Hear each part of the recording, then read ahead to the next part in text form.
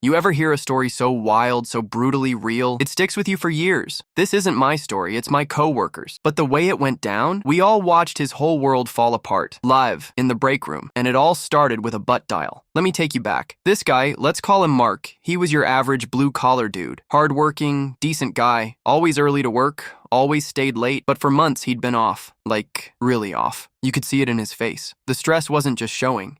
It was eating him alive. Now, Mark wasn't the type to whine about personal stuff, but lately, that's all he talked about. His wife, her strange behavior, her constant late nights with the girls, the way she never let him near her phone, the new passwords, the scent of cologne that wasn't his. At first, we tried brushing it off. You're probably just overthinking it, man, someone would say. Maybe there's a reason, another would suggest. But over time, Mark's paranoia started sounding a lot like instinct. He didn't have proof, just gut feelings, sketchy patterns, and this constant dread.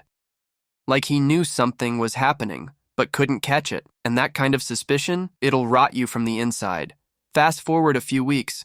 It's a regular Tuesday. Nothing special. We're all in the break room. Half of us choking down vending machine sandwiches, the others scrolling through phones like zombies. Mark's sitting with us, quiet for once, not venting, just chewing, lost in thought. Then his phone rings. He glances at the screen. It's my wife, he mutters. We all pause. That name, that voice, it's been the center of every break room conversation for the past 3 months. He picks up. Hello? At first, nothing. Just a few seconds of rustling. Then, something else. Mark's chewing stops. His face freezes, then goes red. Not just a little blush. I mean full on, beet red. We all look up.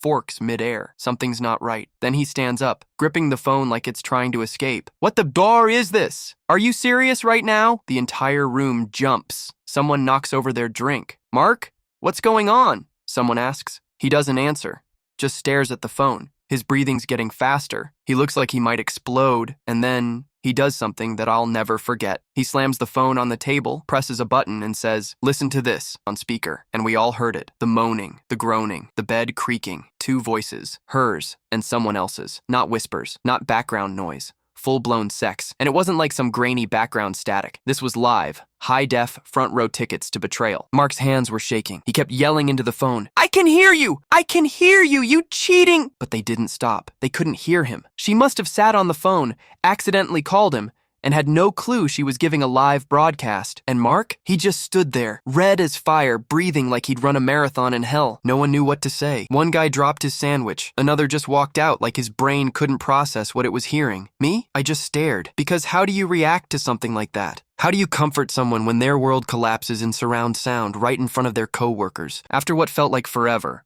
Mark snatched his phone off the table, didn't say a word, just stormed out. We later found out he went straight home, kicked the door open, caught her mid-afternoon, mid-affair. Let's just say it didn't end quietly. But that part, that's another chapter. Want to hear what happened when Mark actually got home? How she tried to lie her way out of it? And how he left with more than just a broken heart? Stick around for part 2.